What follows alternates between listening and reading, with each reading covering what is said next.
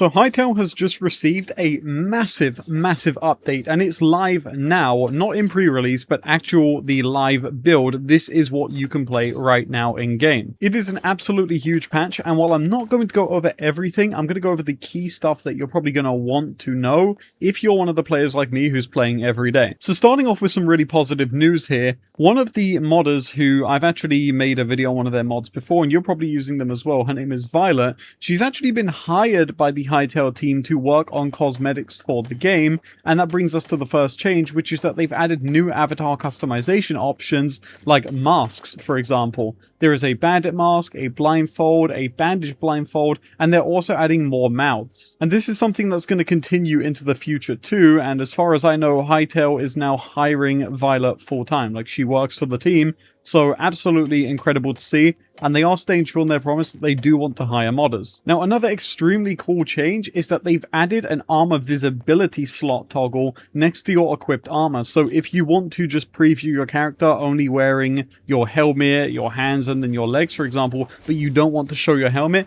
you can now just do that. So they're adding vanity customization in game, which is extremely handy for people who want to show off their unique avatar they've made, for example, especially if you're a founder, right? Now into the gameplay changes, some of the important ones to go over here is that they've changed which enemies drop light hide, and they've changed them to drop medium hide instead. So the bison, the boar, the cow, the horse, and the warthog are all going to drop medium hide now instead of light hide, which is kind of tough because I did like that, you know, boars and cows were a pretty nice sustainable source of light hide, but it does make sense that they drop medium instead, so it is what it is. And on the subject of big gameplay changes, they've also made a really big change to mining in this update. So first of all, adamantite can't be mined now unless you have a thorium or cobalt pickaxe to be mined, and they've made it so that now the higher ores like adamantite or cobalt, for example, they will now take more or less hits depending on the pickaxe you have. And you can see an example of this change in the gameplay right here. You see that I'm mining these different ores,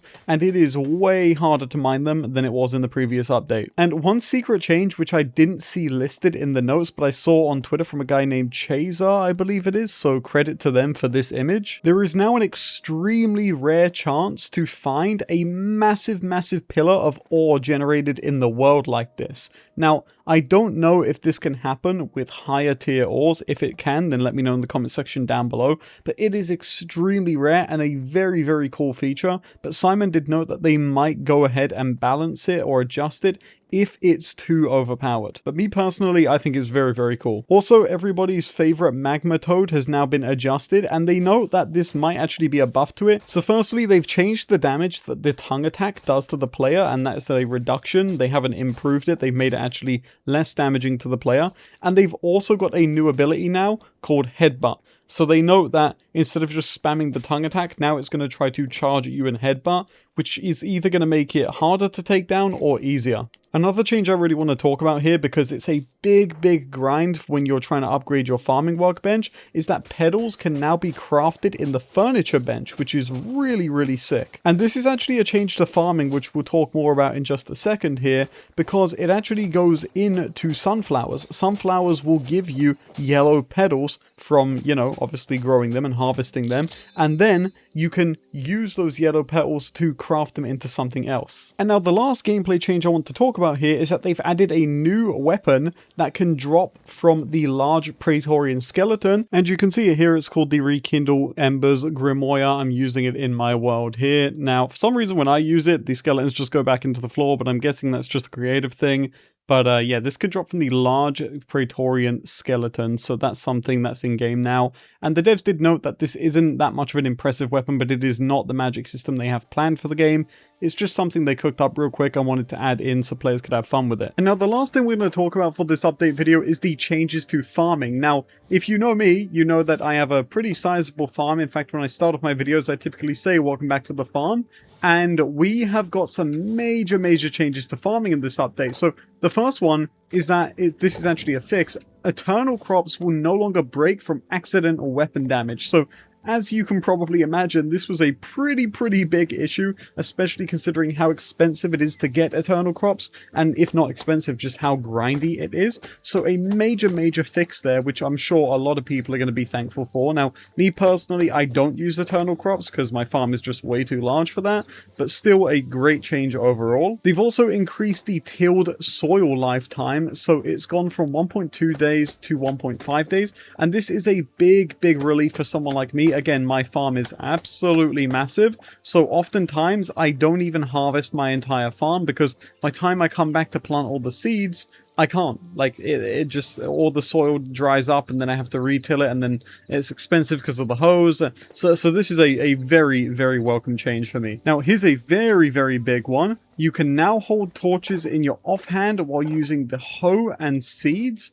That is great. That is a really great feature. And then the last changes I want to talk about with farming here is that the recipe requirement costs have been adjusted for hoes, which is really nice, and they unlock at different farming tiers. This is a very welcome change for me personally, because I was just doing the default hoe the entire time. I was not bothering trying to upgrade at all because I just felt like it was pointless, to be honest. There was no point in going to an iron hoe because of the level you had to get to in the workbench, or rather the farming bench, to get there, but that has now been adjusted. So copper's going to unlock at tier 2 instead of tier 4, iron will unlock at tier 4 instead of tier 8, and thorium will be unlocked at tier 6. So this makes farming progression a whole lot less grindy, and hopefully it makes the gameplay more enticing to players who otherwise would not be interested. And that's going to do it for all the changes I'm going to go over in today's video. There's a lot more that I didn't talk about, so if you want to check them out for yourselves, I'll leave them in the description down below. You can go and read the entire list. There's a lot of technical stuff in there also. And man, I gotta say, this game has just been a breath of fresh air. It's so